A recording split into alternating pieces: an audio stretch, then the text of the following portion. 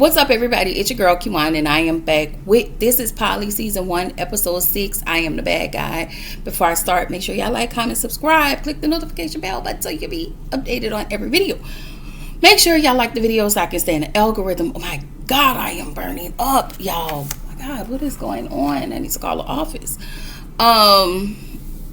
Yeah. I am... Okay, so a couple things. I'm still on the road to 1K. So y'all just keep me in the algorithm, share, comment, like the video, the views. It all gets me in the algorithm. So I really appreciate y'all. Second, this Friday, I want to say at 8 o'clock Central, myself and Black Girls Den Podcast, we will be interviewing Kaja Mapp from Girls Need Love Peacock series. We will be interviewing her, which is my very first interview on my channel, y'all. So come through, y'all, show her some love, y'all show all of us some love on the interview. We would love to have y'all come support.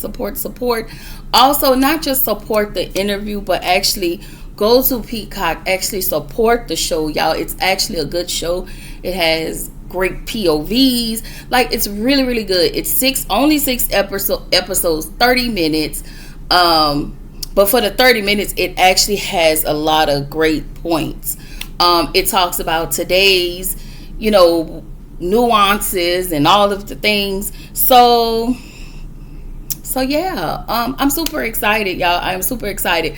I'm going to get this thumbnail out. Y'all. I am working on that. So bear with me and whatnot. That's all I have. That is all I have for that. So it is this Friday on the 10th, y'all. So yes, I'm gonna have everything out. It's gonna be posted this week. So yes, it's gonna be on my story, on my IG page. It's gonna be out there before the 10th. So y'all stay tuned. Come around there and support the channel. Yeah. Anyway, y'all, this is Polly. The episode starts with Bree and Marley. I just want to get everybody out of the way, couple by couple. I tried to do that today. It was a little epic fail, but I feel like I did a little bit of it, but and then I kept like skipping around.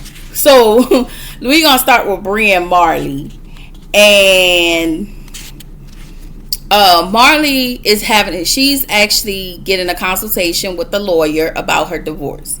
She still have love for her and a bond with her ex, and she said that he gets her in a place where Bree doesn't.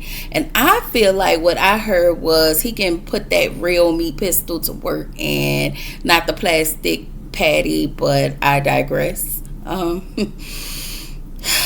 But the attorney lets her know that she will have a joint petition that could be ready like this week. And she was like, wait a minute, I was kind of thinking like 8 more years. Y'all already know Marley isn't ready to get a divorce, and I honestly don't know why she's playing in Bree face. So in another scene, the way she keeps exaggerating on how she haven't heard from Bree, and I'm like, this whole live bust down, Miss Bust Down, wavy bust down, live next door. If you don't take your ass over next door and go talk to Bree, I know something. Cause when I tell you Marley loves to put 20 on 10, it makes absolutely no sense. She loves to put 20 on 10.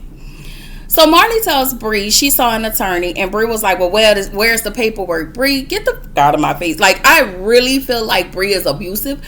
I feel like Bree likes to throw temper tantrums when she cannot get her way. I also feel like she needs to grow the f- up. I am getting annoyed by them as the days go on.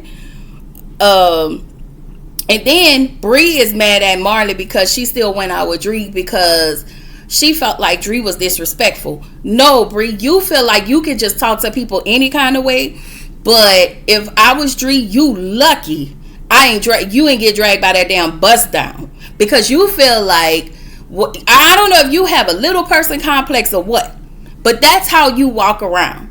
Again, I don't know who told you, but you actually got a little pimp hole complex, and you want to act like you the damn pimp, and that's your problem. Okay, so when you met somebody like Dree, you got mad. See, with Marley lets you get away with a lot of bullshit. I see. I don't know why. I don't know why Marley haven't slung you from wall to wall. I honestly don't know. I don't know, but I feel like Marley spares your feelings a lot. But had it been me, I would be beating your ass from wall to wall. Okay? Anyway, I still feel like Brie is abusive, and Marley will be crazy to marry her. Marley went down to the divorce to see the divorce attorney again, and she's sitting there acting like she want to sign the paperwork. Girl, you're not ready to sign that, and I don't think you should do anything that you're not ready to do to make Brie happy. Brie can go directly to hell. All right, moving right along,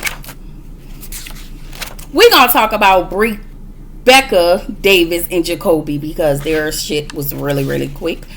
Davis and Becca are celebrating his 8th anniversary, and T just means transition. He's has transitioned 8 years ago, and so they're celebrating the anniversary. They're having an engagement party. That's why they had all of their friends there. They let everybody know that their wedding is just gonna be they're just gonna elope, and it's just gonna be those two, and you guys are not gonna have Jacob there, okay? But then they'll have a big celebration with everybody else. All right. So then we get to the Yahwehs. I told y'all this is gonna be quick. This here review was very quick. The Yahwehs. So baby Yahweh Miracle will be in NICU for like 3 to 6 months. The baby is having her ebbs and flows, but you never know. The news is up and down. So when you think you're going to get good news, sometimes you may not. The babies, so let me tell y'all what I noticed. So the baby, while the adults were talking, the little babies, they were just sitting there cooing. Oh my God, they were so cute. Even though I'm not having baby fever or anything like that, I just felt like those babies were so cute. Okay. But the Yahwehs are managing to stay positive about Yahweh Miracle, because we really don't know the outcome. So then we find out that Yahweh Crystal is pregnant. Now y'all know Yahweh, is it Yahweh Maddie? No, what's that other Yahweh name? I forget her name, the jealous one. She gonna shit bricks when she find out Yahweh Crystal is pregnant, because y'all already know she's trying to get pregnant, and y'all already know she's in some type of competition. I don't know why. She's in some type of competition with Yahweh Crystal. I keep telling y'all that she doesn't need to be there, because she needs to be in a monogamous relationship. She's not built for this. Monogamy is what she wants. But because she's not, she's not partnering with the correct person, because I'm not going to say she should pick better, because people lie. So because she hasn't found the right person, or the right person haven't been able to find her, I feel like she just settled in this this penta, whatever this is. Okay. So Yahweh Crystal is having a lot of concerns, because she feels like Yahweh, the other, because Yahweh jealous, I cannot think of this lady's name, is going to be mad, and all the complaints that she have just only about her, but she don't complain about the other two Yahwehs. She only has an issue with me, and when I have a long time with Yahweh man. She only has an issue with me, and at this point, Yahweh Crystal is completely over it. Yahweh Maddie, I think. Maddie, I think. But she's completely over it. And so am I. Because every time you turn around, she's giving Crystal this look. She's always mad every time Crystal enters the room. I feel like last week when Crystal said, I have an announcement, and she showed that tattoo, I think that's when she wanted to say she was pregnant, but she did not, because she knew Yahweh, like, you know, the jealous Yahweh was going to say something, and she was going to feel away, and she was going to get mad. On top of that, jealous Yahweh, I think I said this, but she's trying to get pregnant herself, and she's not able to have a baby. So of course, again, she's gonna shit bricks. But again, that's not Yahweh's Crystal's problem. But because she's pregnant, that is added stress on her that she really don't need. I think it's time for the other Yahweh to go. I'm sorry, y'all. She's just gonna have to pack it up and leave, because this is not her forum. It's not. It's absolutely not, y'all. I don't understand. But hey, it is what it is. It is what it is. Moving right along to my final, because I really had to take notes for this, BK and Tamina. So shortly after their therapy session, she found out that BQ was cheating with another woman. In fact, that same woman sent Tamina voice notes of BQ saying all type of things about how her taste and, you know, all of the things, because he had already. So Tamina is actually going to meet with BQ. And for me, if it were me, in my opinion, there would be no talking. Tamina is having a hard time leaving. She's not ready, but if you look at her in her confessionals, she is trying to push herself to leave. She has not come to terms that she have to leave him, because for 8 years she's been saying what she's going to do, but she's never she's never actually done it. She's never even made an attempt to do it. She just said what she was going to do. She's This is a lot for her, and she has every emotion in this episode. She's feeling every emotion in the episode. That's why she keeps talking about it. She's pissed.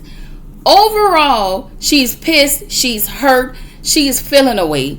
And I'm telling y'all, I said this in the last episode. My grandmother always told me, never let somebody tell you once that they don't want you. And the way BQ has been expressing himself last episode and this episode, the way he talked to her like she was a piece of shit. Why? Because he knows that she's gonna stay. So then we find out not only is he cheating on her, BQ is talking to more women in addition to the one he's currently cheating with. He is in this restaurant showing his natural ass. He's basically telling her how much he don't want her and how she should leave. I sure hope BQ is using a condom for that little peen that he has. And my second question, my question to him is, who has touched you as a child? Because it seems like you have an addiction. Because that's what it looked like to me. That's exactly what it looked like to me. Anyway, Tamina, I just want to say this to you. Why are you self-abandoning? Like, why are you literally self-abandoning for this man? You are constantly reminding him how good you was to him, for him, like how good you was to him. This would not convince him to see you. It would not change his mind. It would not stop him from cheating, nor will he acknowledge that you treated him well. You are having a difficult time accepting the rejection, and he sees it. He knows you're not going to leave, which is why he's going to continue to run amok. I hate this for her. I literally hate this for her because this lady is literally hurting. This lady is hurting. Leave BK right where he wants to be. She's still talking about how he will never change. But you're aware of that. And as long as you're aware of that, that should be your drive to keep moving. It's not going to be easy. And sometimes you just need a minute. Sometimes it takes minute by minute, second by second. It'll be second by second, minute by minute, hour by hour. But you'll get there if you keep moving forward. And you surround yourself with people that can absolutely love on you. Tamina said in this episode how she gave up everything for BK. She gave up her career. She gave up her family. She gave up everything for BK. Listen, I'm sure that there are people in your family that you could go to that are probably waiting on you with open arms. Some you may not. And again, it's sometimes those are the consequences of doing certain things. But I'm sure that there are people in your family that will just be like, okay, we can forgive you, we'll accept. So, but if not, I always believe that there are a group of people that God will send in your time of need that will walk you through all of this. I surely do believe that. I just hope that you continue to walk. Your head, just hold your head up high. And sometimes your head may not be held high. Sometimes you may walk with your head down. And that's okay, as long as you keep moving forward. Because he is a piece of shit. He is trash.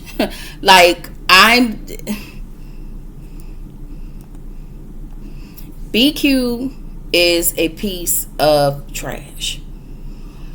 And as I said earlier, he is going through every emotion in this episode. She finally moved out of his place and moved into her own place. And that's good for you. That's a bigger step. And the closer you get to your healing place, what's going to happen, and what usually happens, is he'll get bored and he's going to contact you. But the healing and all of that is to continue to move forward. He shouldn't have any access to you. I know it's hard for people to go cold turkey. I am a cold turkey person. I don't have to. I can walk in this world and never have to see you again, but I can still wish you well.